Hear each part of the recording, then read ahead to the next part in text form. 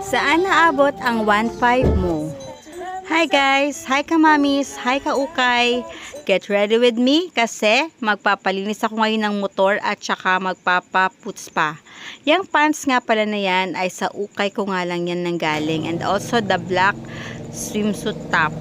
Super like ko nga to dahil nga napaka-comfy nga niya suited at ang ganda ng design ng side ng kanyang bewang ng pant.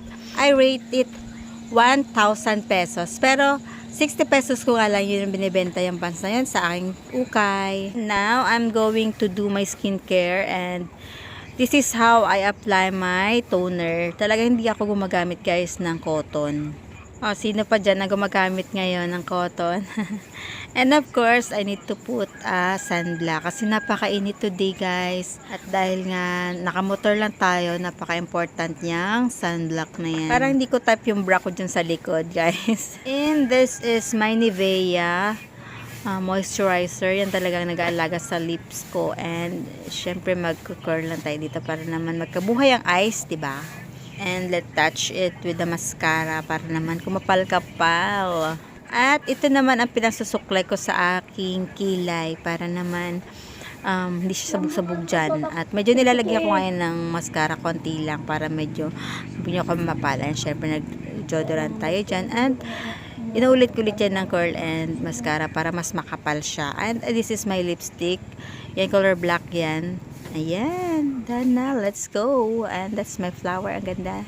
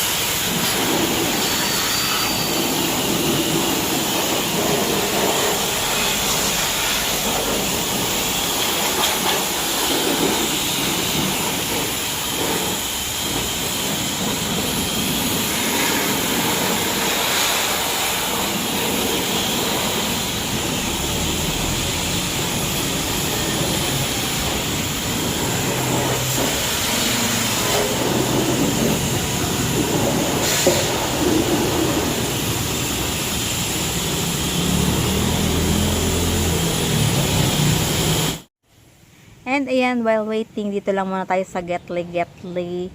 So, antay na lang natin matapos yung motor na yan. Yung mga naglilinis na yan, sila na talaga naglilinis noon pa. Kahit doon sa pula ko na motor. Talagang matagal na sila dito, hindi sila umaalis. Kaya talaga trusted ko na sila na safe talaga yung motor ko sa kanila. Ano yung ganamit mo kaya? Tire black. Ha? Tire black.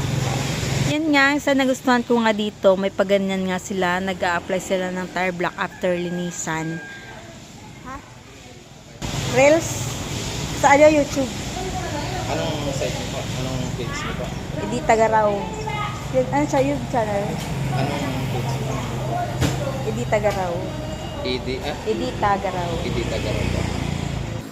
Ayun nga, habang nagbi-video nga ako, may nagtanong pa nga ng aking Facebook page. Siyempre, mas i-flex ko nga yung aking YouTube channel kasi nga, dyan nga ako monetize. Kaya salamat sa iyo kuya sa pag-ask. Watch ka lang dyan at subscribe ka. It's my pleasure.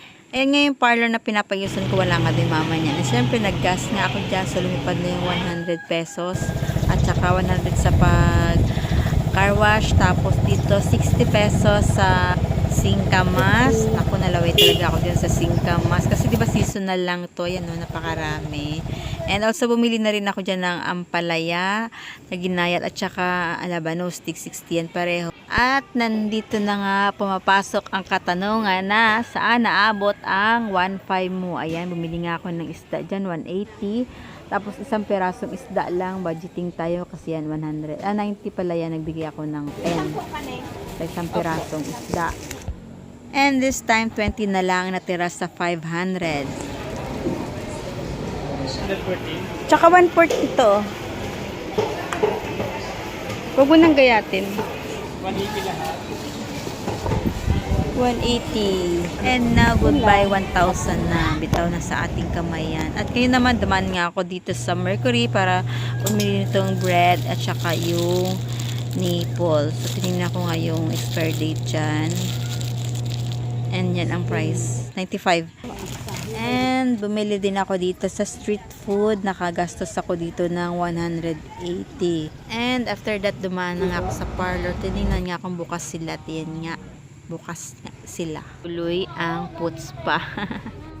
And look how pulido siya gumawa. Ayan, timo, dalawang basket, diba? Ayan, binabad na ako dyan. Sa kabila, binabad pa ako dito. Dalawang beses talaga kinuskus yung paa ko. And this is the best part. Ayan, yung masahe-masahe. Sobrang kailangan talaga yan ng katawan natin yung ganyang klaseng masahe. Kasi andyan yung reflexology point area. Kaya yung pagpaputs pa nin, hindi lang yan sa pag-iinarte, kundi talagang may benefits yan sa ating kalusugan. Siya nga pala guys, yung si Ate Mahal. Mahal ang pangalang parlor niya, nakapangalan sa kanya. Napaka ganda niya gumawa. Sobrang pulido. Talagang sa lahat ng parlor dito sa Mindoro, sa Rojas, siya, sa kanya talaga yung the best. Para kang nagpa-parlor talaga sa 5-star saloon, ganun. Kaya kung gusto mo talagang masulit yung binayad mo, ayan, sa kanya ka talaga magpagawa. Ayan, naglalagay pa nga siya ng moisturizer. Sa kanya lang talaga ako naka-experience ng ganyan. Kaya talagang napaka-soft ang paapag katapos. 500 nga pala ang biniyaran ko dyan, kasama na palinis, pa at saka kamay. Kaya ang natira na lang sa wallet ko is 20 pesos. Pero ayan naman, sulit naman, diba? Ang ganda. And ayan, pag uwi ko nga, busy-busy ang mga mamili sa aking ukay. At ayan, syempre gutom na gutom, kakain muna ang person. Yan nga pala pinamili ko dun sa street foods.